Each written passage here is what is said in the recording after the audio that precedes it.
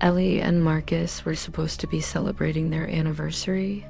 They rented a secluded cabin in the forest near Elk Hollow, a quiet spot known for hiking trails, stargazing, and complete isolation. No cell signal, no neighbors, just trees.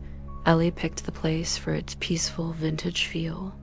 Wood-paneled walls, a stone fireplace, and a giant bay window that looked out into a sea of forest. But on the first night, as they unpacked groceries, Ellie noticed something strange out the window. Perched high on a distant ridge, almost hidden by trees, was a tall black watchtower. She could have sworn it wasn't there earlier. It had no lights, no markings, and there didn't seem to be any path leading up to it. Probably for fire patrol, Marcus guessed, but Ellie wasn't so sure. Something about it felt off. That night, she had a dream. She was walking in the woods alone. The trees stretched endlessly, and the wind sounded like whispers. She wandered until she saw the tower again, rising above the forest like it had grown out of the earth itself. Inside it, something shifted. A tall figure moved, slow and unnatural. She woke up gasping. The bedroom window was open. Cold wind drifted in. When she looked outside, a red light was glowing at the top of the tower. By day 3, everything felt different. The birds stopped singing. The breeze stopped blowing. The forest outside seemed to listen. Marcus went hiking alone and came back pale, shaken. He'd tried getting close to the tower, but said the trees made it impossible. "It's like the forest rearranges itself when you walk toward it," he said. "Like it doesn't want you getting closer." That night, they both heard it. A long, low horn. It echoed through the trees. Not loud, just deep. It came from the direction of the tower, then silence. And the red light turned off. Ellie begged to leave, but Marcus said they were just being paranoid. They argued. She slept on the couch. At 3:12 a.m., red light flooded the room. She stood and looked out the window. The tower was lit from bottom to top, glowing red. Then she saw them, dozens of figures standing at the edge of the forest, watching the cabin. They didn't move, just stared. She backed away, calling Marcus. By the time he came downstairs, the light was gone. So were the figures, but the tower remained. The next morning, the car wouldn't start. Battery completely drained. Ellie opened her journal. The pages were covered in symbols she didn't remember writing.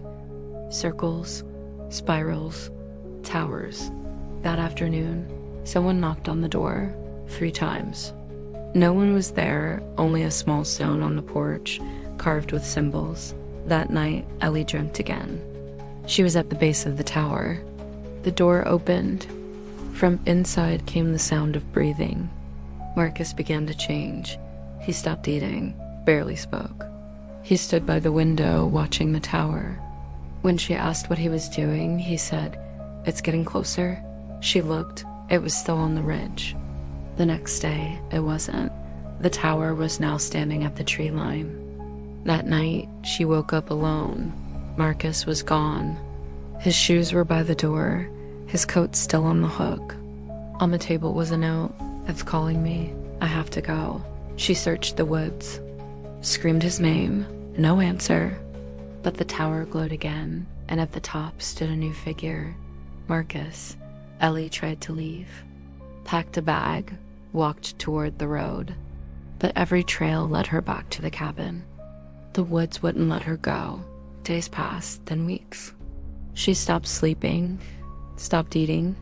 Her journal filled with spirals and the same words over and over. The tower watches.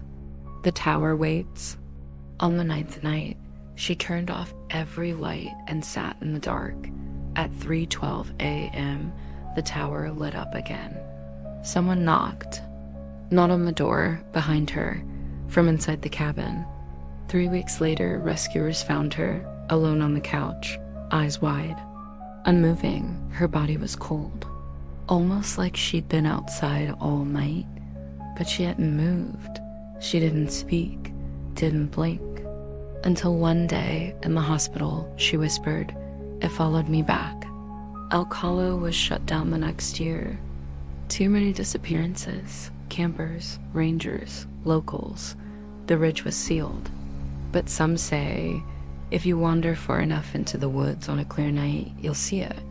The black shape of a tower, standing where it doesn't belong. If the red light comes on, whatever you do, don't answer the knock.